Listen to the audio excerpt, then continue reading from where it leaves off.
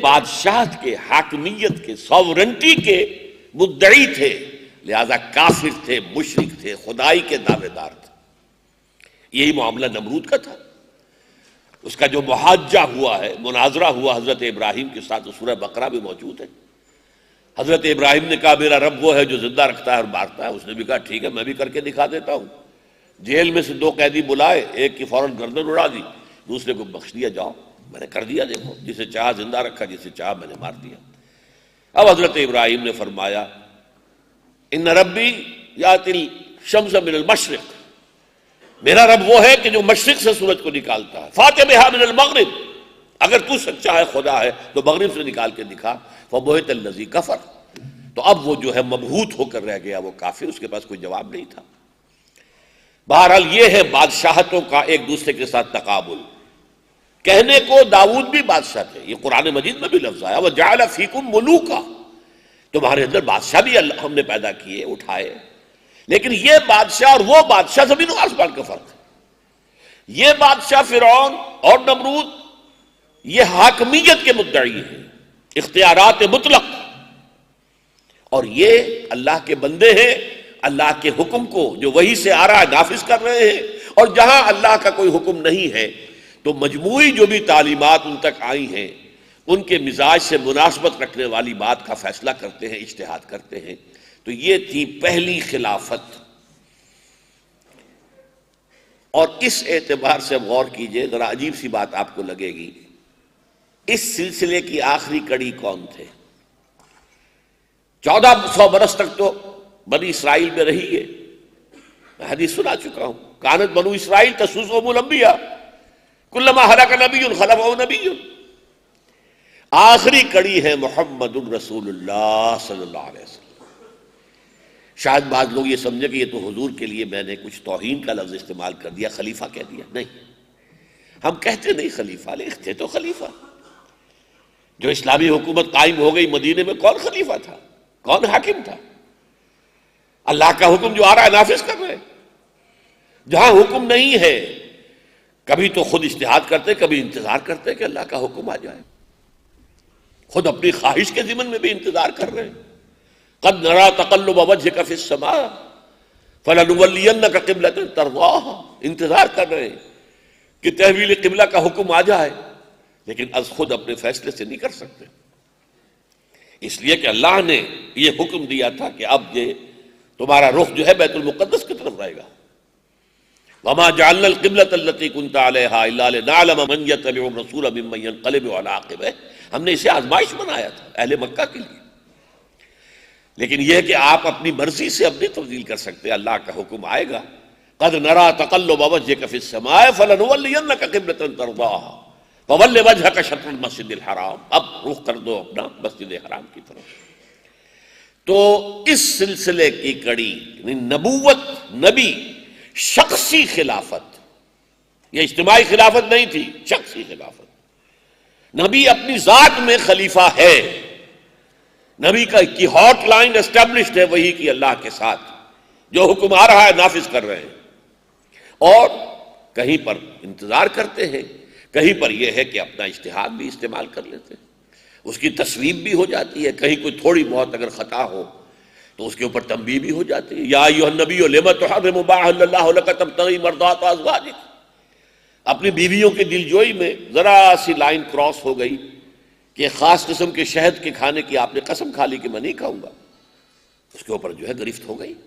جو چیز اللہ نے تمہارے لیے حلال ٹھہرائی ہے تم کیوں اس پر قسم کھا رہے ہو؟ بہرحال یہ پہلی خلافت تھی کہ جو دنیا میں رہی جب تک کہ نبوت جاری تھی، کہ نبی ہی شخصی طور پر خلیفہ ہوتا تھا، جیسے شخصی طور پر فرعون بادشاہ تھا، جیسے شخصی طور پر نمرود بادشاہ تھا، جیسے شخصی طور پر تبابع جو تھے، تبع، قوم تبع کے اندر جو ہوتے تھے وہ بادشاہ تھے۔ تو شخصی بادشاہت ورسس شخصی خلافت، یہ کب تک چلا؟ جب تک کہ نبوت جاری رہی۔ اب نبوت کے خاتمے کے بعد کیا ہوا؟ نبوت کے خاتمے کے بعد ایک اصطلاح آپ ذہن میں رکھیے، خلافت علی منہاج النبوہ۔ اگرچہ زیادہ ایک معروف ہمارے ہاں اصطلاح جو ہے خلافت راشدہ ہے، وہ میں بھی آپ کے سامنے بیان کروں گا کہ اس میں فرق کیا ہے، لیکن ایک خلافت علی منہاج النبوہ. میں نے حدیث جو آج آپ کو سنائی ہے مسند احمد ابن حنبل کی، حضرت نعمان ابن بشیر صحابی جو ہے اس کے راوی ہیں، اس میں 2 مرتبہ خلافت علی منہاج النبوہ کا لفظ آیا، یعنی نبوت کے نقش قدم پر خلافت. نبوت تو ختم ہو گئی لیکن نبوت کے نقش قدم پر خلافت وہ کیا ہوگی؟ اللہ اور اس کے رسول کی جگہ کتاب و سنت، ان حدود سے تجاوز نہیں ہوگا. مباحات کے دائرے میں فیصلہ کیجئے مل جل کر مشورے سے، امرہم شورا بینہم. اصل میں خلافت راشدہ جو ہے وہ حدیث میں لفظ نہیں آیا، نہ قرآن میں آیا. ہاں خلفائے راشدین کا لفظ حدیث میں آیا ہے. ایک بڑی اہم حدیث ہے جو مسند احمد میں بھی ہے، جامع ترمذی میں بھی ہے، سنن ابن ماجہ میں بھی ہے، سنن ابی داؤد میں بھی ہے. حضرت عرباد ابن ساریہ رضی اللہ تعالیٰ عنہ سے لمبی حدیث ہے، میں اس کا چھوٹا ٹکڑا آپ کو سنا رہا ہوں. من یعش منکم بعدی فسیری اختلافا کثیرا. دیکھو مسلمانوں، جو بھی تم میں سے میرے بعد کچھ عرصے دنیا میں زندہ رہے گا تو وہ بہت سے اختلافات دیکھے گا. امت کے اندر نئی سے نئی آراء آئیں گی، بدعات آئیں گی، نئی باتیں ایجاد کی جائیں گی، اختلافات بھی ہوں گے. فَسَيَرَى اخْتِلَافًا كَثِيرًا فَعَلَيْكُمْ بِسُنَّتِي وَسُنَّتِ خُلَفَاءِ الرَّاشِدِينَ الْمَهْدِيِّينَ. تو تم پر لازم رہے گا کہ تم مضبوطی سے پکڑ لو میری سنت کو اور میرے خلفائے راشدین کی سنت کو. یہاں آیا ہے لفظ راشدین المہدیین، جو ہدایت یافتہ ہوں گے. اس سے ہم نے اصل میں خلافت راشدہ قرار دیا ہے اسے، ورنہ خلافت راشدہ ایک اصطلاح کے طور پر حدیث میں نہیں آیا. اس کا ایک سبب یہ بھی ہے کہ سورہ حجرات میں صحابہ کرام کو کہا گیا اولئک ھم الراشدون، چونکہ اس دور میں جو خلیفہ بنے وہ سب کے سب صحابہ میں سے تھے، اور صحابہ میں سے بھی چوٹی کے صحابہ، حضرت ابو بکر، حضرت عمر، حضرت عثمان، حضرت علی رضی اللہ تعالیٰ عنہم اجمعین. لہذا چونکہ صحابہ جو ہے اولئک ھم الراشدون، یہ سرٹیفکیٹ اللہ نے ان کو دیا ہے، تو یہ خلفاء الراشدون ہے، یہ وہ ہے کہ جو نہایت سیدھے راستے پر اور ہدایت یافتہ مہدیین ہیں.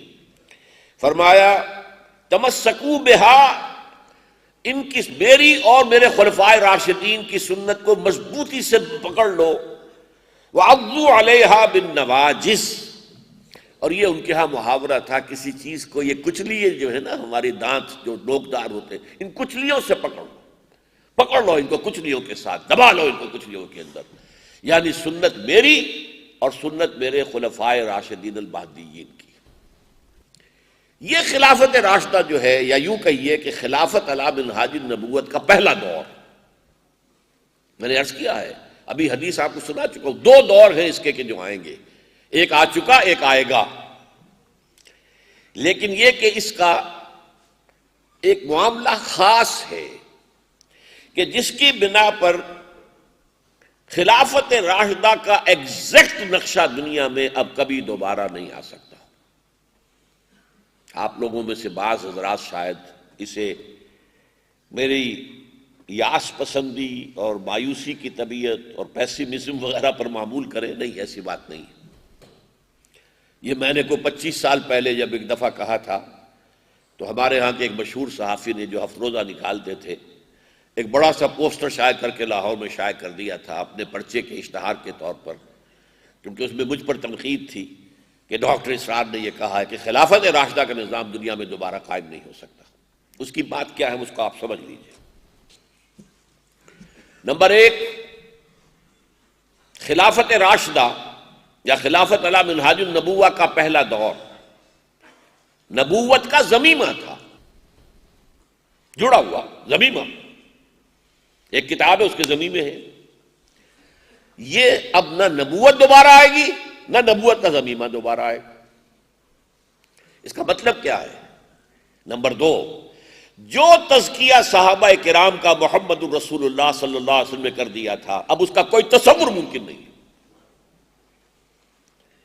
دل سے ہر آرزو نکل گئی سوائے اللہ کی رضا کے اور آخرت کی فلاح کے. نہ ذاتی اقتدار چاہیے، نہ مال چاہیے، نہ دولت چاہیے، نہ شہرت چاہیے، نہ ناموری چاہیے، کچھ نہیں چاہیے سوائے اللہ کی رضا کے۔ ایسا تزکیہ کیا اب دوبارہ ممکن ہے؟ کیا ابو بکر اور عمر اور عثمان اور علی جیسے مزکا مصفا قلب والے لوگ، مزکا نفس والے لوگ، مجلہ ارواح والے لوگ کیا دوبارہ آ سکتے ہیں؟ نمبر 3، ان صحابہ میں درجہ بندی تھی۔ سب سے اوپر عشرہ مبشرہ، جن میں پھر 4 سب سے پہلے آئیں گے، ابو بکر، عمر، عثمان، علی، پھر وعلی الستۃ الباقیۃ من العشرۃ المبشرہ تھے۔ یہ آپ جمعوں کے خطبوں میں سنتے ہوں گے۔ 10 عشرہ مبشرہ میں سے 4 تو خلفاء، ان میں سے ایک ایک کا نام لے کر جو ہے وہ ترضی کی جاتی ہے، رضی اللہ عنہ کہا جاتا ہے۔ وعلی الستۃ الباقیۃ من العشرۃ المبشرہ، عشرہ مبشرہ میں سے باقی 6، یہ 10 ہیں ٹاپ کے، ایک سیڑھی نیچے اتریے، اب وہ 303 رہ گئے نا، 10 تو نکل گئے۔ یہ ہیں اصحاب بدر، اس سے نیچے آئیے، یہ 1400 یا 1800 ہیں اصحاب بیعت رضوان، اور نیچے آئیے، اب وہ ہیں کہ جو فتح مکہ سے قبل ایمان لے آئے، اور نیچے جائیے بالکل بیس پر چلے گئے، یہ وہ لوگ ہیں جو فتح مکہ کے بعد ایمان لائے۔ لا یستوی منکم من انفق من قبل الفتح وقاتل اولئک اعظم درجۃ من الذین انفقوا من بعد وقاتلوا وکلا وعد اللہ الحسنى، جو فتح سے پہلے جنہوں نے جہاد کیا، جان اور مال لگائی ہے اللہ کی راہ میں، وہ ان کے برابر نہیں ہے جو بعد میں جنہوں نے کیا، وہ درجہ بلند ملا جن کو مل گیا۔ اب فتح کے بعد تو وہ درجہ اب نہیں ہے۔ ہاں، جس نے بھی نیک نیتی سے کیا ہے کام، اس کا اجر اللہ کے پاس ہے، کل وعد اللہ الحسنى، سب کے ساتھ اللہ کا اچھا وعدہ ہے، لیکن درجہ بندی ہے۔ وہ جو فارسی میں کہتے ہیں گر حفظ مراتب نہ کنی زندیقی، اگر مرتبوں کا لحاظ نہیں رکھو گے کہ کسی کا کیا رتبہ ہے، کسی کا کیا رتبہ ہے، کسی کا کیا رتبہ ہے، گر حفظ مراتب نہ کنی زندیقی، زندیق ہو جاؤ گے، مرتد ہو جاؤ گے۔ چوتھی بات، وہ ایک قبائلی معاشرہ تھا۔ قبائلی معاشرے میں جو مشورہ ہے، امرہم شورا بینہم کا تقاضا اس سے پورا ہو جاتا تھا کہ قبائل کے سردار بیٹھ جائیں، جمع ہو جائیں، مشورہ کر لیں۔ یا بڑے قبیلوں میں کلینز ہوتے تھے، گھرانے، جیسے ہمارے یہاں وٹو قبیلہ ہے، ان میں وٹو وہ جو ہے مانے کا ہے، لالے کا ہے، یہ اسی ٹرائب، ایک وٹو ٹرائب کے یہ کلینز ہیں۔ جیسے قریش بڑا قبیلہ تھا، بنو ہاشم، بنو امیہ، بنو عدی، بنو تیم، یہ اس کے کلینز تھے۔ تو مختلف کلینز کے سربراہ جمع ہوئے، مشورہ ہو گیا۔ یہی کافی تھا مشورے کے لیے، ایک ایک آدمی سے رائے پوچھنا بیکار، ایکسرسائز فیوٹیلیٹی، بیکار، کیونکہ اپنے قبیلے کے سردار کے خلاف تو وہ جا ہی نہیں سکتا، قبائلی نظام ہے۔ لہذا وہ جو ایک زیادہ براڈ چاہیے مشورے کے لیے، اس کی ضرورت نہیں تھی۔ یہ 4 صفات ہیں کہ جو اب دوبارہ دنیا میں نہیں آئیں گی۔ اب زمانہ آگے نکل گیا ہے، قبائلی نہیں ہے، اب تربیت اور تزکیے کا وہ معیار جو صحابہ کرام کا تھا ناممکن ہے۔ اب وہ درجہ بندی ہمارے مابین کون کرے گا؟ اور پھر جو قبائلی معاشرہ ہے، اور یہ جو ضمیمہ تھا، ان خلفاء کو تو وہ زمین ملی تھی جسے تیار کیا تھا محمد رسول اللہ صلی اللہ علیہ وسلم نے، تو نبوت کا ضمیمہ تھا، تو نبوت آئے گی نہ ضمیمہ آئے گا۔ تو خلافت راشدہ کا exact replica it can not be repeated, is it absolutely impossible. یہ خلافت راشدہ جو ہے 30 سال رہی ہے، اور حدیث میں بھی یہی ہے، 30 عامہ، 30 سال۔ البتہ ایک بات نوٹ کر دیجئے، ایک حدیث میں جو صحیح حدیث سے آیا ہے کہ 12 خلفاء ہوں گے۔ اس کی پھر 2 تعبیریں ہیں، ایک اہل تشیع کرتے ہیں اپنے 12 امام، جو حضرت علی کی نسل سے، کہتے وہ ہیں حضرت فاطمہ کی نسل سے ہیں رضی اللہ تعالی عنہا، حقیقت میں تو نسل باپ سے چلتی ہے تو حضرت علی کی نسل سے، خود حضرت علی، اسی لیے ابو طالب کو کہتے ہیں وہ ابو الائمہ، تمام اماموں کے باپ، حضرت علی، حضرت حسن، حضرت حسین، حضرت حسین ابن علی زین العابدین، حضرت محمد باقر، حضرت جعفر صادق وغیرہ وغیرہ، 12ویں امام ان کے مہدی ہیں جو غائب ہیں، چھپے ہوئے ہیں، ایک وقت میں ظاہر ہوں گے۔ اہل سنت کے نزدیک ان سے مراد ہیں 12 جو لوگ، پہلے تو 5 ہم جانتے ہی ہیں، ابو بکر، عمر، عثمان، علی اور حسن رضی اللہ عنہ، اس کے بعد جو بھی ان میں اچھے لوگ آئے، عمر بن عبدالعزیز آئے ہیں، میرے نزدیک ان کے اندر عبد الملک بن مروان بھی شامل ہے، بہت اچھے اچھے بادشاہ بھی آئے ہیں، سارے کے سارے جو ہیں وہ یزیدی یا جنہیں ہمارے ہاں لوگ پلیدی کہہ دیتے ہیں ایسے تو نہیں تھے۔ اور یہ کہ پھر 12ویں اور آخری، اور حضور نے فرمایا کلہم من قریش، لیکن جہاں تک ان 12 اماموں کا تعلق ہے انہیں تو حکومت کبھی ملی نہیں۔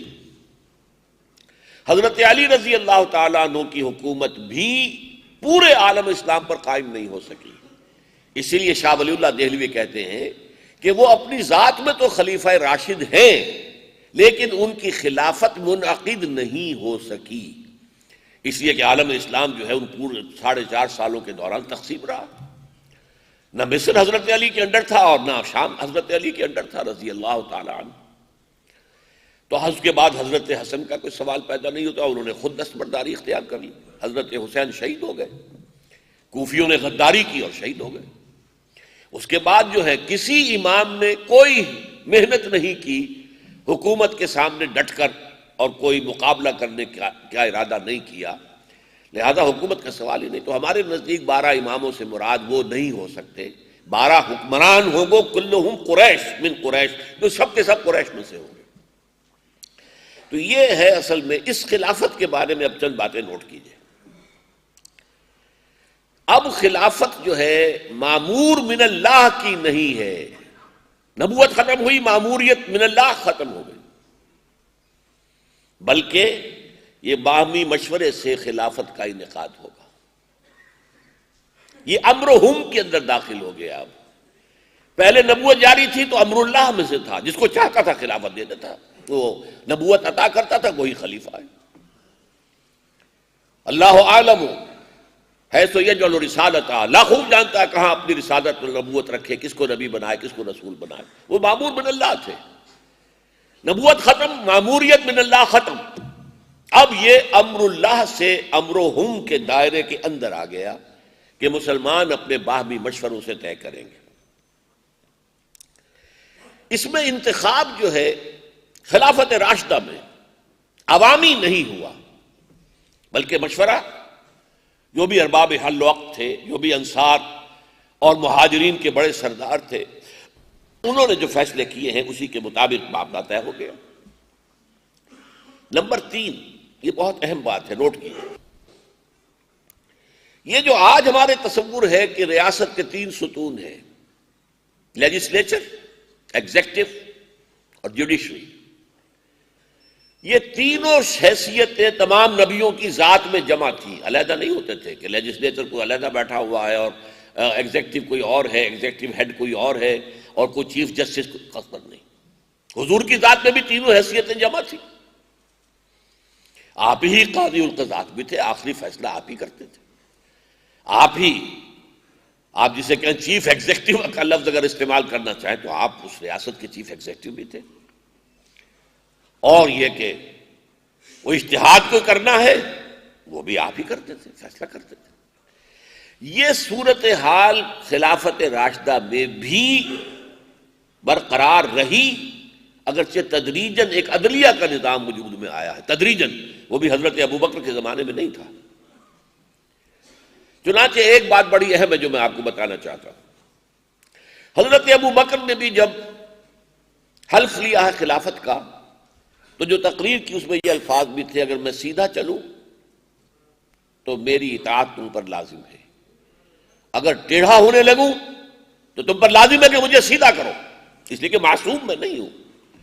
معصومیت خاصہ نبوت اور نبوت ختم محمد الرسول اللہ صلی اللہ علیہ وسلم۔ حضرت عمر رضی اللہ تعالیٰ عنہ نے تو اس سے بھی آگے بڑھ کر بات کی، آپ نے جب یہی تقریر اپنی جب حلف لیا ہے خلافت کا، تو اس کے بعد جب یہی بات کہی کہ اگر میں سیدھا چلوں تو کیا کرو گے، مجمع نے کہا آپ کی اطاعت کریں گے، سمعنا ونسمع ونطیع۔ اگر میں ٹیڑھا ہو جاؤں تو ایک شخص کھڑا ہو گیا، اس نے اپنی تلوار نکالی، ہم اس سے سیدھا کر دیں گے تمہیں۔ اور اس پر حضرت عمر نے اللہ کا شکر ادا کیا، ناراض نہیں ہوئے کہ میں اندھوں بہروں کی قیادت نہیں کر رہا ہوں، میرے پیچھے لوگ چل رہے ہیں، وہ اعلیٰ وجہ بصیرت چل رہے ہیں، وہ میرے پر تنقیدی نگاہ بھی رکھیں گے، تو اس پر اللہ کا شکر ادا کر رہے ہیں۔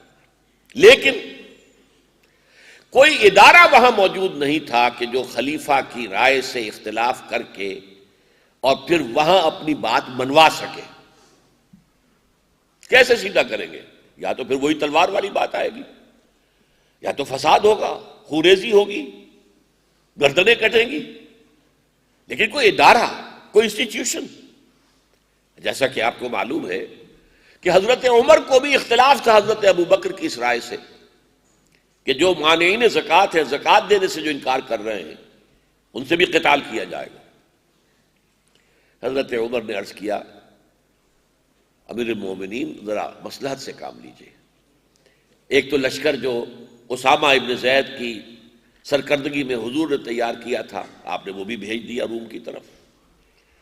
مسلمانوں کے دل اس وقت جو ہیں مجروح ہیں، حضور کا انتقال ہوا ہے، مسلمانوں کا مورال بہت ڈاؤن ہے۔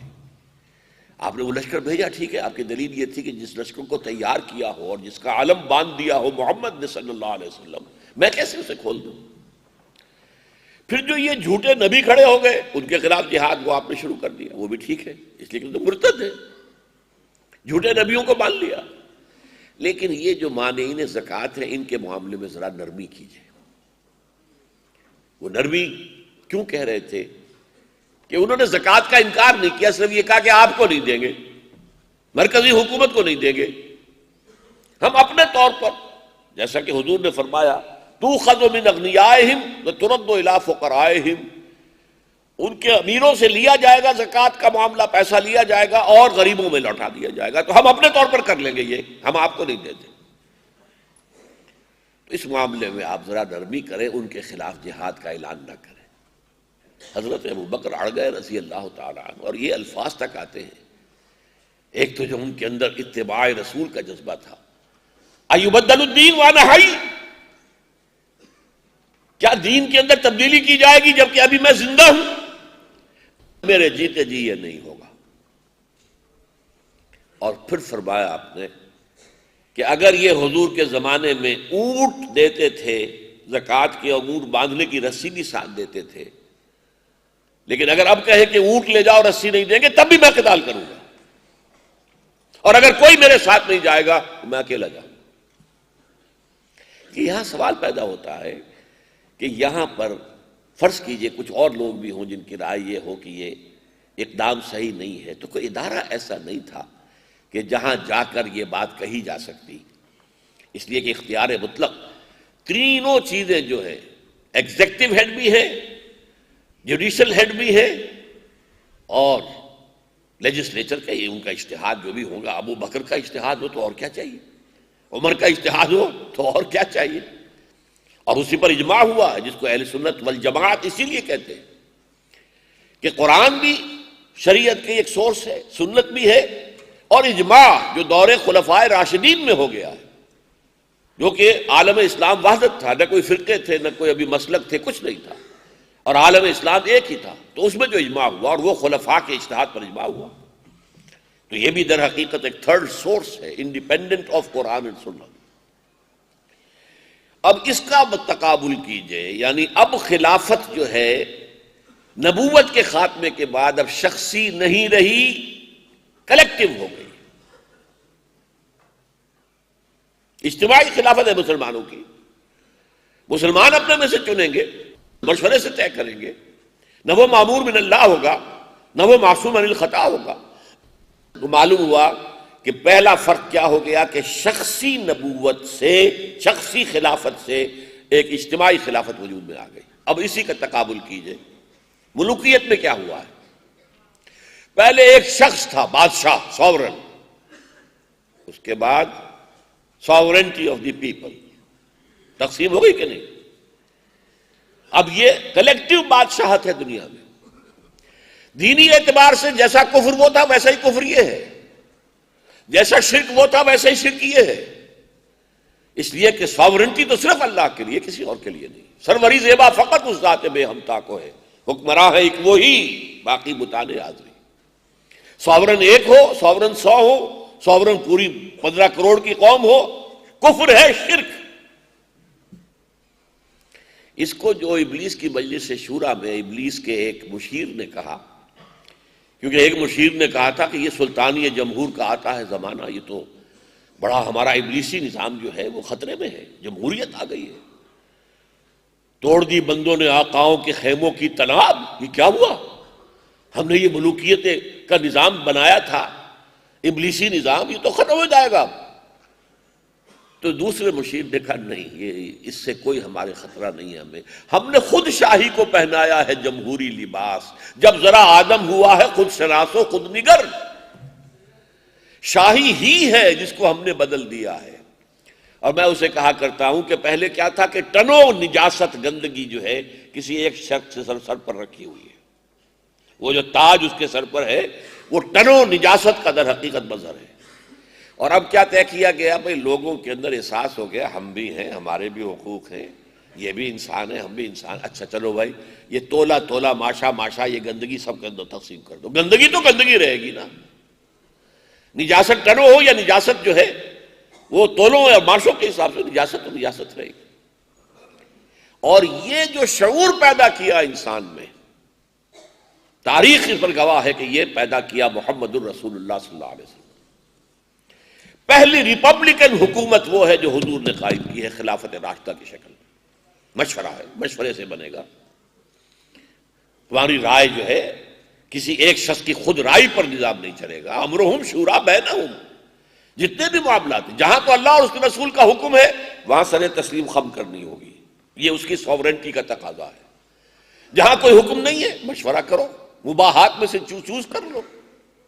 اس کی بھی بہت سادہ مثال میں دیا کرتا ہوں بات کو آسان کرنے کے لیے، کہ آپ نے گھر میں کسی دعوت کا انعقاد کیا ہے، کوئی پارٹی جو ہے اس کا اہتمام کر رہے ہیں، اب سوال پیدا ہوا یہاں ڈرنک، مشروب کون سا پیش کیا جائے؟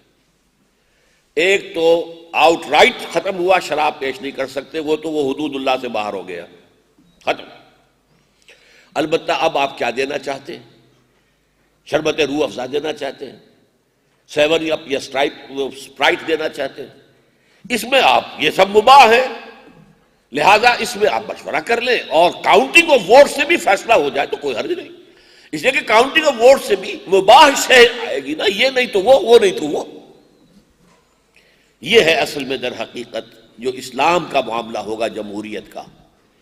اسی لیے اسے مولانا مودودی نے ایک اصطلاح وضع کی تھی، اور میں جب بھی اس کا ذکر کرتا ہوں ان کا نام ضرور لیتا ہوں تاکہ ان کا جو حق ہے ان کو پہنچے، کہ وہ ایک اصطلاح انہوں نے وضع کی تھی، اسلام نہ تھیوکریسی ہے نہ ڈیموکریسی ہے۔ ڈیموکریسی کی بنیاد کیا ہے؟ ساورنٹی آف دی پیپل، جو چاہے قانون بنائے، لوگوں کے نمائندے جو چاہے قانون بنائے، دو مردوں کی شادی رجسٹر کریں، یہ حق ہے اور ہو رہی ہے، ایک مرد شوہر ہے دوسرا مرد بیوی ہے، قانون کی نگاہ میں وہ بیوی ہے، مرد ہے بیوی ہے، ایک عورت شوہر ہے ایک عورت بیوی ہے، جو چاہو قانون بنا۔ یہ جو ہے اختیار مطلق، ان الحکم الا للہ کی نفی، لہذا ڈیموکریسی غیر اسلامی ہے اسینشلی، بنیادی طور پر، اس لیے کہ اس کا اصول کیا ہے؟ Sovereignty of the people. لیکن یہ تھیوکریسی بھی نہیں ہے، کیونکہ یہاں کسی مذہبی طبقے کی حکومت نہیں ہے، یہاں کوئی پوپ نہیں ہے، پوپ کے کارڈینلز نہیں ہے، اس کے نیچے جو ہے لمبا چوڑا ہائرارکی کا نظام نہیں ہے، وہاں تو پوپ کو اختیار ہے جس چیز کو وہ چاہے حرام قرار دے دے، جس چیز کی چاہے اجازت دے دے، یہاں کوئی پابندیت نہیں ہے، تھیوکریسی نہیں ہے۔ تو اگر نہ یہ تھیوکریسی ہے اور نہ ہی ڈیموکریسی ہے تو کیا ہے؟ اس میں انہوں نے بڑی اچھی اصطلاح وضع کی، تھیو ڈیموکریسی۔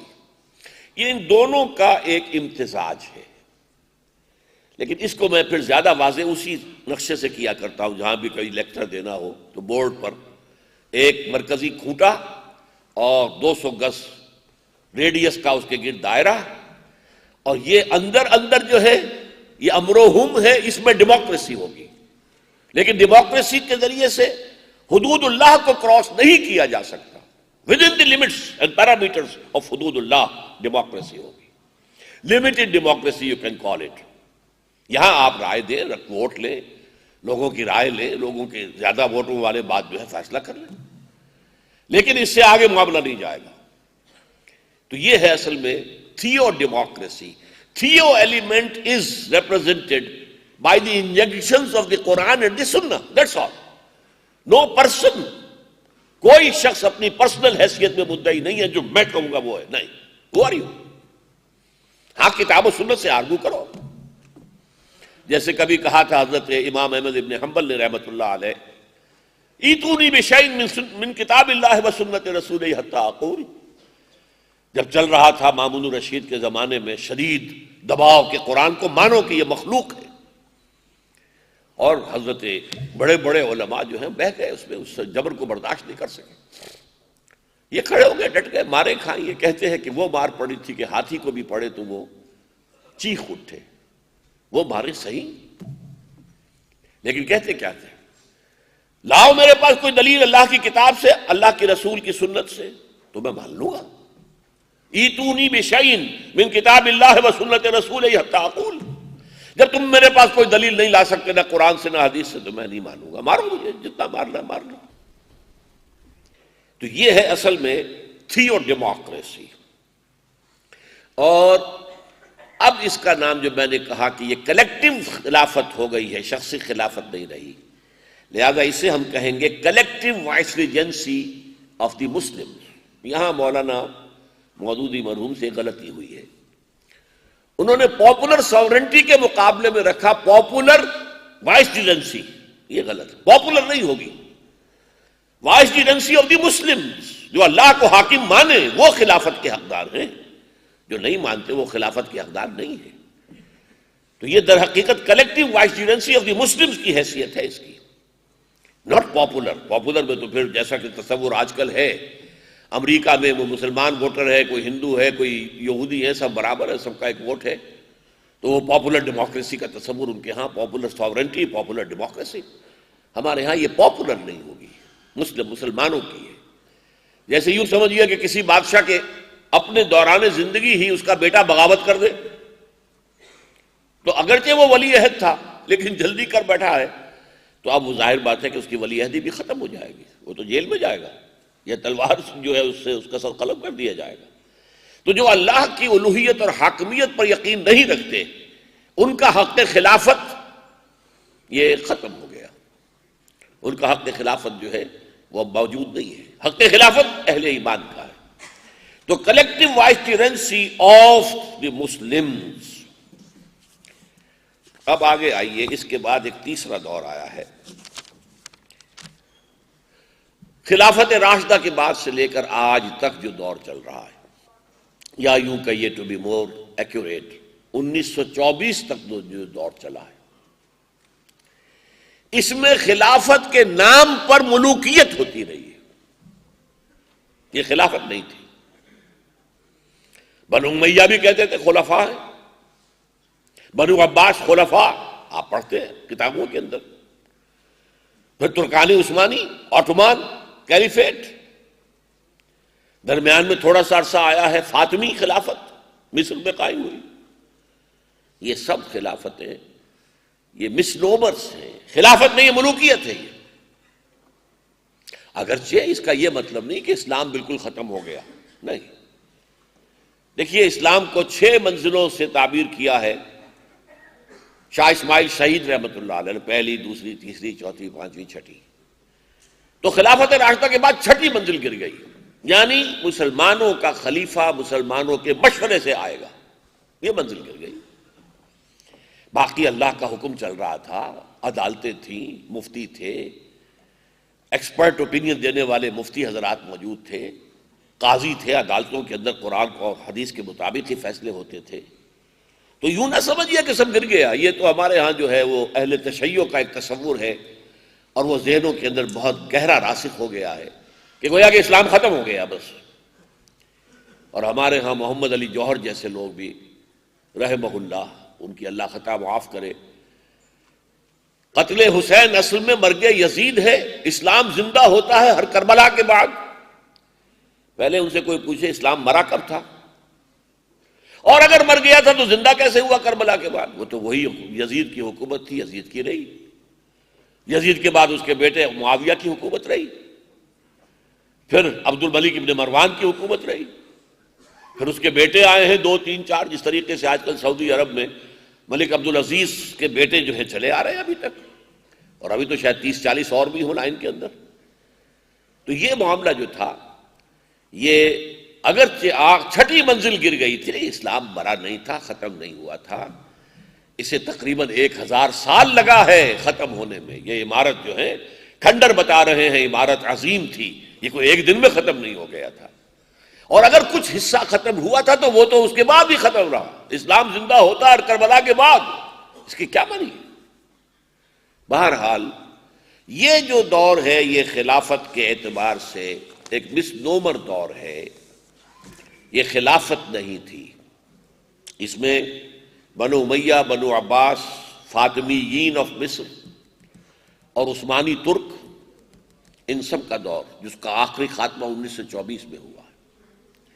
اور یہ خلافت جو ہے بنو امیہ کا دور اس قسم کی حکومت میں سب سے زیادہ سنہری دور ہے، اس لیے کہ ابھی بادشاہت پورے طور پر نہیں آئی تھی، ابھی عرب اسلام کی جو بدویانہ جو خصائص تھے وہ برقرار تھے، ابھی محل بننے شروع نہیں ہوئے تھے، ابھی رقص و سرود کی محفلیں جو ہے محلوں کے اندر نہیں شروع ہوئی تھی، اور پھر ان میں بڑی بڑی شخصیتیں پیدا، عمر بن عبدالعزیز جیسا مجدد کامل آخر انہی میں سے اٹھے، عبد الملک بن مروان جس نے یہ قبۃ الصخرہ بنوایا تھا، یہ جو آج ہے ڈوم آف دی راک، جس چٹان سے حضور کا سفر معراج کا آسمانی حصہ شروع ہوا ہے، اسینٹ، اس چٹان کے اوپر یہ جو قبہ بنایا ہے، گنبد قبۃ الصخرہ، چٹان کا ڈوم آف دی راک، یہ عبد الملک بن مروان کا بنایا ہوا،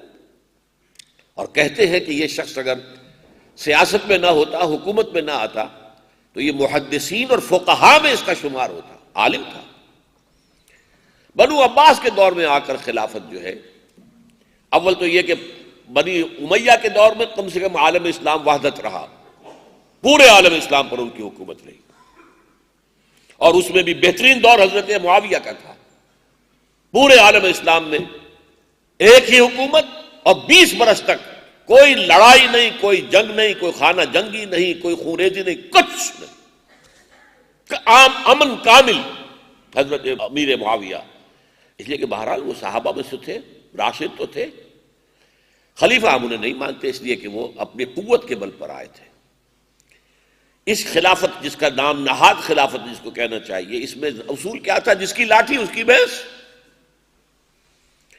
حضرت امیر معاویہ کے پاس بنو امیہ کا قبیلہ اور اس کی عصبیت، یہ عصبیت کی اصطلاح جو بعد میں ابن خلدون نے استعمال کی، عصبیت، کسی قوم کو جوڑنے والی شے کوئی عصبیت ہوتی ہے، وہ عصبیت خاندانی ہو، وہ عصبیت لسانی ہو، اور وہ عصبیت کوئی نظریے کی ہو، تو ہمارے لیے عصبیت جو ہے وہ اصل میں تو دین کی ہے، لیکن وہ معاملہ ختم ہو گیا، خلافت راشدہ ختم، عصبیت دین اب منتشر ہو گئی۔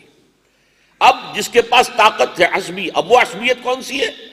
وہ ہے قبائلی عصبیت، بنو امیہ، 90 برس ان کی حکومت رہی، بنو عباس کھڑے ہو گئے، بنو عباس کی عصبیت، جس کی لاٹھی اس کی بھینس، انہوں نے مار دھاڑ کی اور بنو امیہ کو ختم کیا، ان کی حکومت ہو گئی۔ اور اصل میں ملوکیت جو شروع ہوئی ہے وہ پورے شان و شوکت کے ساتھ، اصولی اعتبار سے بنو امیہ کا دور بھی ملوکیت ہے، حضرت معاویہ کا دور بھی ملوکیت ہے، لیکن یہ کہ ملوکیت اپنے تمام جو بھی اس کے مینیفیسٹیشنز ہوتے ہیں اس کے ساتھ جو وجود میں آئی ہے وہ در حقیقت دور بنو عباس ہے، اور پھر یہی صورتحال جو ہے ترکان عثمانی کی رہی ہے۔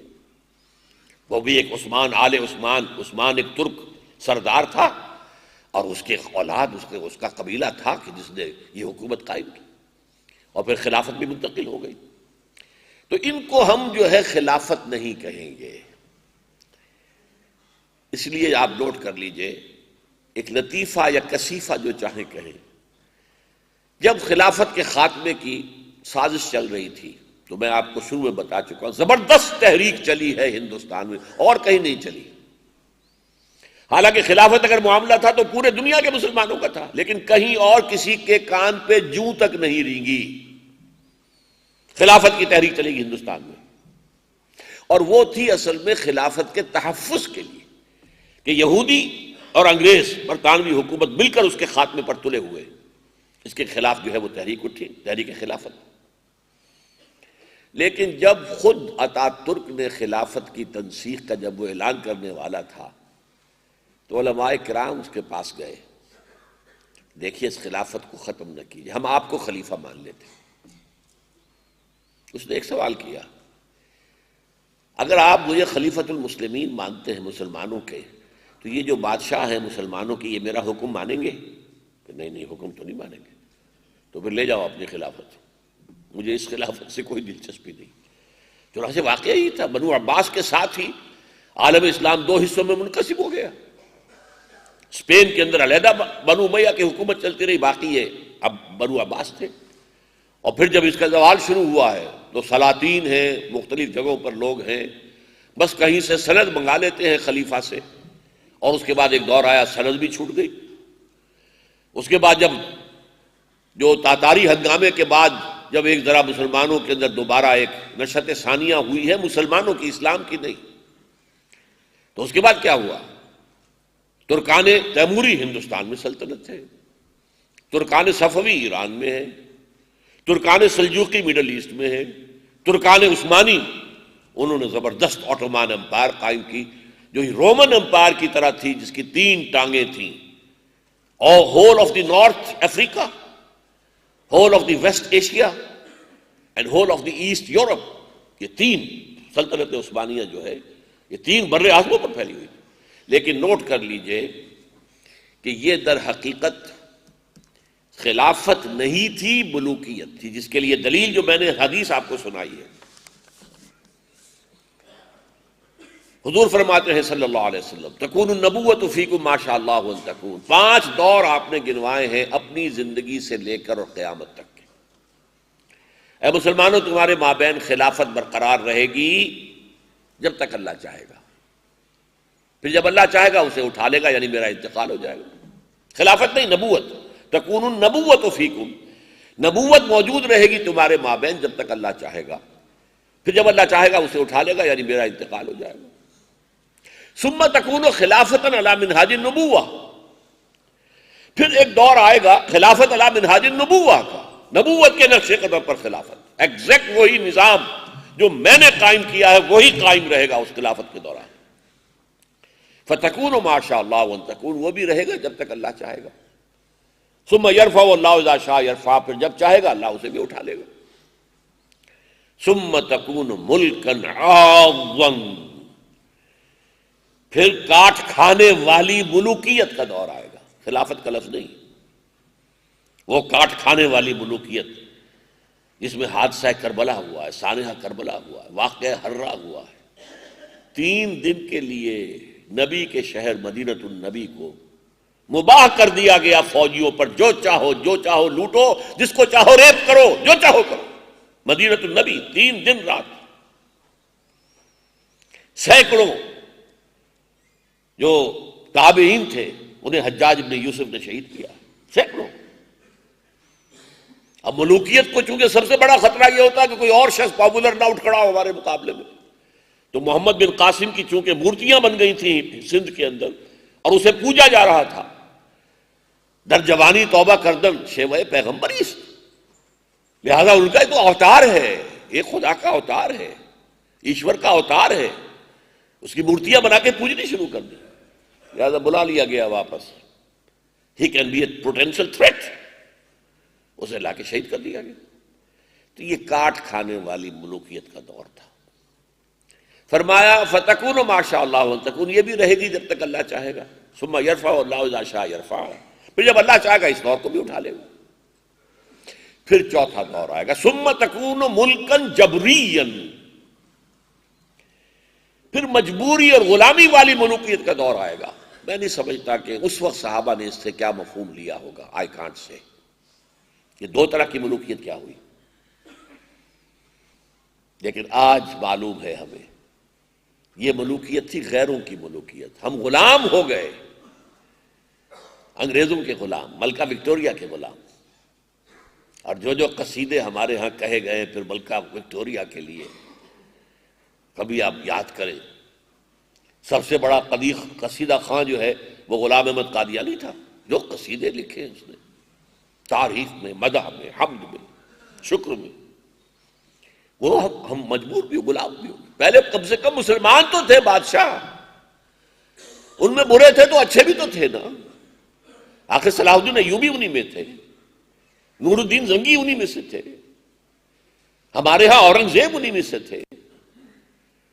آخر ہمارے ہاں بہت اچھے بادشاہ بھی ہوئے. لیکن یہ کہ اب ہم غلام بھی ہو گئے، کہیں برطانیہ کے، کہیں ولندیزیوں کے. اور ہر جگہ پر کوئی بادشاہ کوئی ملکہ بیٹھی ہوتی تھی، اب بھی ہے، اکثر جگہوں پر بیٹھی ہوئی ہے، ملکائیں ہیں، بادشاہ ہیں. جیسے برطانیہ میں ملکہ بیٹھی ہوئی ہے. اب غلام دوہری گویا کہ یہ ہمارے اوپر شامت جو آئی. ثم تکون ملکا جبریا فتکون ما شاء اللہ ان تکون، یہ بھی رہے گی جب تک اللہ چاہے گا کہ رہے. ثم یرفع اللہ اذا شاء یرفع، پھر اس کو بھی اٹھا لے گا اللہ جب چاہے گا. اب پانچواں دور ہے ثم تکون خلافۃ علی منہاج النبوہ، پھر ایک دور آئے گا خلافت علی منہاج النبوہ کا. اب نوٹ کیا آپ نے، حضور کے بعد پہلا دور خلافت علی منہاج النبوہ، جسے ہم خلافت راشدہ بھی کہتے ہیں. اور دوسرا دور آئے گا ثم سکت النبی صلی اللہ علیہ وسلم، اس کے بعد حضور نے خاموشی اختیار کی. اس کے بعد قیامت ہے، قیامت کے قریب جا کر یہ خلافت جو ہے قائم ہوگی. اس کے بارے میں میرا تیسرا لیکچر ہے جو تفصیل سے میں بات کروں گا. اس وقت صرف اس حدیث میں بتانا تھا کہ خلافت، دو خلافتوں کے درمیان دو ملوکیتیں ہیں. پہلی خلافت علی منہاج النبوہ، خلافت راشدہ جو دور نبوت کا ضمیمہ تھی. دوسری خلافت علی منہاج النبوہ جو ابھی آئے گی، قیامت سے قبل آئے گی، اور اس کا گویا کہ حضور کی طرف سے ہمیں اس کی خوشخبری مل گئی ہے. تو یہ جو خلافت تھی، جو میں نے کہا آپ کو درمیانی خلافت، یہ خلافت جو ہے خلافت نہیں تھی، نام نہاد خلافت تھی. ہاں ایک نشان تھا ہماری شان و شوکت کا، ہمارے ماضی کا، ہماری ایک ملی سمجھیے کہ ایک سمبل تھا، نشانی، علامت کے طور پر کہ وحدت ملی کا ایک نشان ہے، خلیفہ ہے. اور اسی وجہ سے ایک صاحب نے ایک مرتبہ یہ واقعہ سنایا تھا، میں نے پڑھا کہیں نہیں ہے لیکن ایک معتبر عالم دین نے سنایا تھا کہ جب حضرت شیخ الہند قید میں تھے، اسیر تھے مالٹا میں، تو وہ جو کمانڈانٹ تھا اس کیمپ کا جہاں پہ وہ نظر بند تھے، اس نے دیکھا بہت درویش، بہت نیک آدمی ہے، تو وہ معتقد سا ہو گیا تھا. ان سے آپس میں بڑی ان کی بے تکلفی ہو گئی، گفتگو ہوتی رہتی تھی. اور یہ زمانہ وہ تھا 1917، 18، 19، جبکہ وہ خلافت کے خلاف سازشیں ہو رہی تھی اور ہندوستان میں خلافت کی تحریک شروع ہو رہی تھی. تو ایک روز اس انگریز کمانڈانٹ سے حضرت شیخ الہند نے کہا کہ یہ آپ کیوں ہماری خلافت کے پیچھے پڑ گئے ہیں؟ یہ تو مرد بیمار ہے یورپ کا، آپ کے کہنے کے بقول. اس کے اندر کیا طاقت ہے؟ کیوں آپ اس کے پیچھے؟ ہمارا ایک ادارہ ہے، اسے چلنے دیجیے. اس نے کہا مولانا اتنی بھولے نہ بنیے آپ. آج بھی ہمیں معلوم ہے کہ اس خلافت کے اندر اتنی تاثیر ہے کہ اگر اس خلافت سے، دارالخلافت سے جہاد کا فتویٰ ایشو ہو گیا تو کروڑوں مسلمان کھڑے ہو جائیں گے سر سے کفر باندھ کر. یہ ہماری مرتی ہوئی خلافت، جو خلافت نہیں تھی، ملوکیت تھی لیکن نام خلافت کا تھا، اس کے اندر بھی یہ جان تھی. اور اس کے خلاف جب سازشیں ہو رہی تھی تو عظیم ترین تحریک جو ہے اس بر عظیم پاک و ہند کے اندر چلی. اچھا، اب ہمیں سمجھنا ہوگا کہ یہ جو اب آئے گی خلافت علی منہاج النبوت کا جو نیا دور آئے گا، دوسرا دور، اس کی شکل کیا ہوگی؟ اس میں دو اصول ہمیں لینے ہوں گے، چونکہ میں گفتگو کر رہا ہوں روح اور شکل، فارم، دی ایسنس آف خلافہ اینڈ دی فارم آف خلافہ۔ ایسنس وہی رہے گا، روح وہی رہے گی، قرآن، سنت، سیرت اور خلافت راشدہ سے فنڈامنٹلز لینے ہوں گے، لیکن انہیں ڈھالنا ہوگا ان اداروں میں، ان انسٹیٹیوشنز میں جو تمدنی ارتقاء کے نتیجے میں دنیا کے اندر قائم ہوئے۔ سمجھ لیجئے میری بات کو اچھی طرح، بہت سے مسلمان اس پر الرجک فیل کرتے ہیں، بات ہی نہیں کرنا چاہتے۔ ایک بہت بڑی تحریک ہے، وہ لفظ جمہوریت کا استعمال کرنا، زبان سے نکالنا بھی کفر کے درجے میں سمجھتے ہیں۔ نہیں، صحیح بات نہیں ہے یہ۔ پہلی ریپبلکن حکومت تو حضور نے قائم کی تھی، اس دائرے کے اندر اندر جمہوریت اعلیٰ ترین تھی کہ ایک شخص کھڑا ہو کر حضرت عمر سے اس کے کرتے کا حساب بھی لے سکتا ہے۔ تنقید کی آزادی تھی، اختلاف کی پوری آزادی تھی، خلیفہ مشورے سے بنتے تھے۔ اس اعتبار سے ایک لمیٹڈ جمہوریت جو ہے وہ تو اسلام کا حصہ ہے، بلکہ اسلام نے انٹروڈیوس کرایا ہے۔ وہ جو اقبال کہتا ہے، ہر کجا بینی جہانی رنگو بو، زاں کی از خاکش بروید آرزو، یا سے نور مصطفیٰ اورا بہاست، یا ہنود اندر تلاش مصطفیٰ است۔ تمہیں اگر کوئی خیر دنیا میں نظر آتی ہے، کوئی رنگ و بو کہیں نظر آتا ہے، تو جان لو یا تو نور مصطفیٰ سے اس کو مستعار لیا گیا، مانگا گیا ہے، یا ابھی دنیا مصطفیٰ کی تلاش میں جا رہی ہے۔ اس موضوع پر مجھے کل ذرا تفصیل سے گفتگو کرنی ہے۔ یا سے نور مصطفیٰ اورا بہاست، یا ہنوز اندر تلاش مصطفیٰ است۔ ابھی دنیا جو ہے وہ درجہ بدرجہ، خواہی نہ خواہی، کشاں کشاں جا رہی ہے نور مصطفیٰ کی طرف۔ بہرحال اس پر کل گفتگو ہوگی۔ اس وقت یہ ہے کہ ہم نے، جیسا کہ میں نے عرض کیا، کہ اب یہ جو دور ثانی کا خلافت علی منہاج النبوت کا دور ہے، وہ کیا ہوگا؟ آج ہم اس کی دہلیز پر کھڑے ہیں، نوٹ کر لیجئے۔ چوتھا دور بظاہر ختم ہو گیا، بباطن ابھی باقی ہے۔ کولونیل رول جو آیا تھا اس کا بستر طے ہو گیا، round about the middle of the 20th century.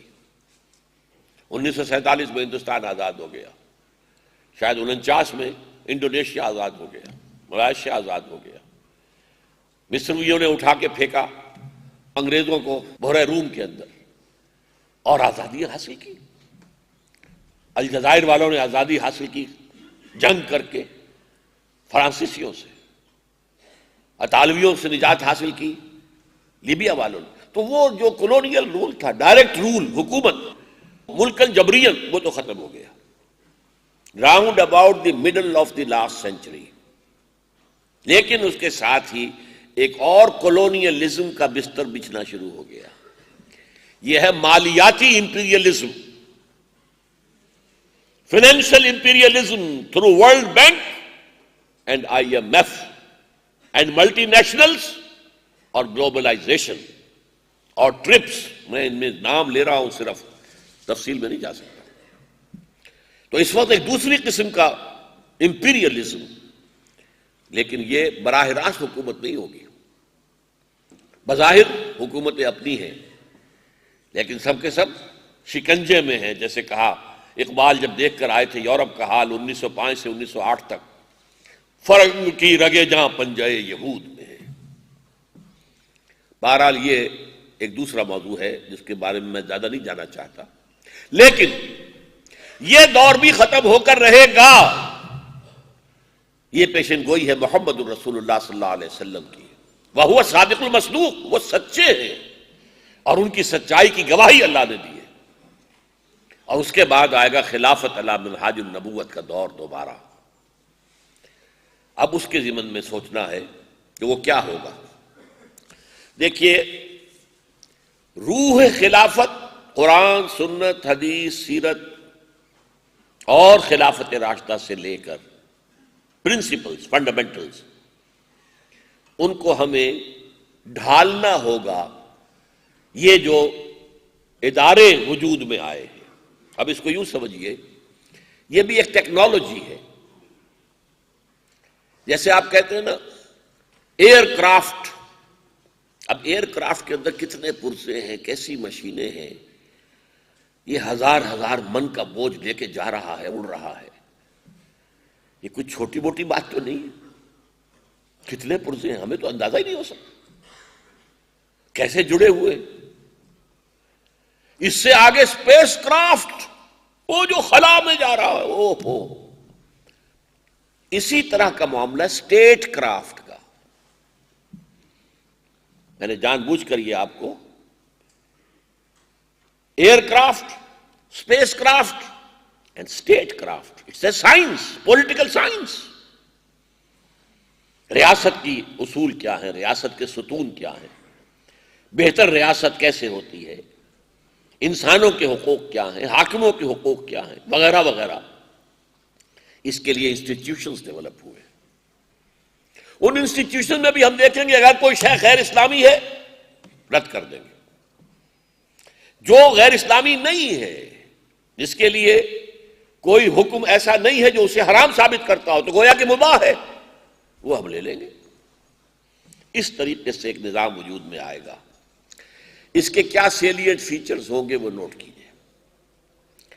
Number ایک، دستور تحریری طور پر موجود ہوگا اور قانون اسلامی مدون ہوگا، تدوین، کوڈیفائڈ۔ نمبر دو، حاکمیت خدا بندی، دستور کے اندر سب سے پہلے جو چیز طے ہوگی، sovereignty here belongs to God, not to any person, not to any section of the nation, not to any province, not to the whole population. اور اس حاکمیت خداوندی کا مظہر کیا ہوگا؟ قرآن اور سنت کے منافی کوئی قانون سازی نہیں کی جائے گی۔ No legislation will be done repugnant to the book of God, that is Quran, and the tradition of his messenger, that is Sunnah.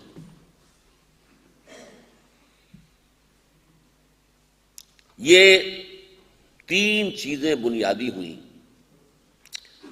چوتھی چیز، ریاست کے تین ادارے جو بنائے گئے ہیں ٹھیک بنے ہیں، ایگزیکٹو، لیجسلیچر، جوڈیشری۔ ایگزیکٹو خلیفہ ہوگا، چیف ایگزیکٹو۔ قانون سازی کے لیے آپ پارلیمنٹ کہیں، مجلس ملی کہیں، شورا کہیں، جو چاہیں کہیں، ادارہ ہوگا، منتخب ادارہ ہوگا۔ اور قانون سازی سے مراد کیا ہوگی؟ اجتہاد۔ جہاں قرآن اور سنت کا کوئی حکم موجود نہیں ہے وہاں ہم قانون سازی کریں۔ اس کو جان لیجئے، اس کو کہتے ہیں مباح۔ جو شے حرام ثابت نہیں ہے وہ مباح ہے، مباح ہے، جائز ہے۔ اصول یہ نہیں ہے جو بعض لوگوں کے دماغوں کے اندر بیٹھا ہوا ہے، جس چیز کے حلال ہونے کا ثبوت کتاب و سنت سے نہ ملے وہ حرام ہے۔ نہیں نہیں نہیں، جس شے کے حرام ہونے کا ثبوت کتاب و سنت سے نہ ملے وہ جائز ہے، وہ مباح ہے۔ اس کے اندر اندر آپ کو اجتہاد کرنا ہے، جس کے بارے میں اقبال کی بات 100% صحیح ہے کہ اب یہ بذریعہ پارلیمنٹ ہوگا۔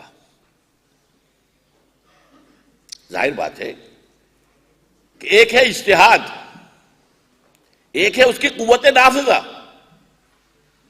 اب اجتہاد ایک وقت میں امام ابو حنیفہ بھی کر رہے تھے، امام مالک بھی کر رہے تھے، امام شافعی بھی کر رہے تھے، اور بھی کر رہے تھے، بہت سے لوگ تھے۔ کس کا اجتہاد نافذ ہوگا؟ نہ امام ابو حنیفہ میں اس کی طاقت تھی، نہ امام شافعی کے پاس وہ اتھارٹی تھی، نہ امام مالک کے پاس وہ اختیار تھا۔ یہی وجہ ہے کہ بنو عباس کی حکومت نے آفر کی تھی امام ابو حنیفہ رحمۃ اللہ علیہ کو، آپ ہمارے قاضی القضات کا عہدہ قبول کر لیں اور آپ کے جو اجتہادات ہوں گے انہی کو ہم مملکت کا قانون قرار دے دیں گے۔ امام ابو حنیفہ نے انکار کر دیا۔ اصل میں ایک تو وہ چونکہ بنو عباس کی حکومت کو جائز نہیں سمجھتے تھے، اس لیے ان کے ساتھ تعاون کو صحیح نہیں سمجھتے تھے۔ ثانیاً ان کا کہنا یہ تھا کہ بھئی میں بھی اجتہاد کر رہا ہوں، دوسرے بھی اجتہاد کر رہے ہیں، تو کس بنا پر میرا اجتہاد نافذ کر دیا جائے؟ میں تو یہ پریروگیٹو لینے کے لیے تیار نہیں۔ دلچسپی کی بات یہ ہے کہ امام صاحب نے مارے کھائیں، جیل میں گئے، جیل میں انتقال ہوا، معتوب رہے حکومت کے، اور ان کے شاگرد رشید کہہ لیجئے انہیں، قاضی ابو یوسف نے وہ عہدہ قبول کر لیا اور پھر انہی کے اجتہادات نافذ کیے خلفاء نے۔ یہی وجہ ہے کہ وہ جو فقہ حنفی کہلاتی ہے وہ اصل میں امام ابو حنیفہ کی نہیں ہے، بلکہ اس کا بیشتر حصہ جو ہے وہ قاضی ابو یوسف اور امام محمد صاحبین جو کہلاتے ہیں ان کا ہے۔ اور یہی وجہ ہے جہاں جہاں یہ خلافت کا معاملہ بنو عباس کا تھا وہاں وہاں ہر جگہ پر جو ہے وہ فقہ حنفی نافذ ہے، کہتے ہیں اسے فقہ حنفی ہے۔ تو اب کیا ہوگا؟ اب یہ کون کرے گا؟ کون نافذ کرے گا؟ اجتہاد آج بھی ایک عالم دین وہاں بیٹھے ہیں وہ اجتہاد کر رہے ہیں، ایک عالم دین وہاں ہے وہ اجتہاد کر رہے ہیں۔ چلیے عالم دین کی سند نہیں ہے لیکن کوئی شخص ہے، دانشور ہے، اس نے عربی پڑھی ہے، قرآن پڑھا ہے، حدیث پڑھی ہے، وہ بھی ایک رائے دے رہا ہے، اوپینین دے رہا ہے۔ کس کی رائے نافذ ہوگی؟ This will be the parliament, legislature, legislature کی اکثریت جسے مان لے۔ ہاں ایک حق رہے گا ہر شہری کو کہ اگر اس کے خیال میں وہ قانون کتاب و سنت کی حدود سے تجاوز کر گیا ہے، he should have a right to knock the door of higher judiciary، جائے سپریم کورٹ میں دستک دے کہ جناب یہ قانون بنا رہی ہے پارلیمنٹ، اس کے اندر فلاں شے جو ہے خلاف شریعت ہے، give me a chance to prove my point۔ وہ مقدمہ سنیں گے، علماء کو بلائیں گے، جورسٹ کنسلٹس کو بلائیں گے، دانشوروں کو بلائیں گے، آؤ آرگو کرو، اور اگر ثابت ہو جائے کہ واقعتاً یہ شے جو ہے کتاب و سنت کے منافی ہے تو فیصلہ جوڈیشری کا ہوگا، اور وہ جو ہے اس کا اعلان کر دے گی۔ اگر وہ کوئی مرکزی حکومت کا معاملہ ہے تو مرکزی حکومت کو نوٹس چلا جائے گا، اور اگر صوبائی کا ہے تو صوبائی حکومت کو، کہ ود ان دس پیریڈ 4-6 مہینے کے اندر اندر اس شق کی جگہ یا اس قانون کی جگہ آلٹرنیٹ لیجسلیشن کر لیجئے، ورنہ فلاں تاریخ کو یہ نل اینڈ وائڈ ہو جائے گا، ایک ویکوم کریٹ ہو جائے گا قانونی ڈھانچے کے اندر۔ یہ حق ہونا چاہیے، اس لیے کہ کوئی شے کتاب و سنت سے تجاوز کر گئی ہے یا نہیں کر گئی ہے، یہ پارلیمنٹ کے حوالے نہیں کیا جا سکتا۔ یا تو پھر پارلیمنٹ صرف علماء پر مشتمل ہو تو وہ تھیوکریسی بن جائے گی۔ اگر جلسوں میں جا کر معاملہ کریں گے تو وہاں تو ہنگامے ہوں گے اور فساد ہوں گے۔ ایک ٹیکنیکل ایشو ہے، whether such and such legislation, piece of legislation, or any part of it, any section of it has crossed the limits of the Sharia. This is a technical issue. لہذا اس کو court کی ٹھنڈی فضا میں، ٹھنڈے ماحول میں دلائل کے ساتھ تھریش آؤٹ کر کے فیصلہ کرے، اور جوڈیشری ہی ہوتی ہے کہ جو جدید ریاست کے اندر کسٹوڈین ہوتی ہے کانسٹیٹیوشن کی، کانسٹیٹیوشن کو انٹرپریٹ بھی وہی کرے گی، جوڈیشری کرے گی۔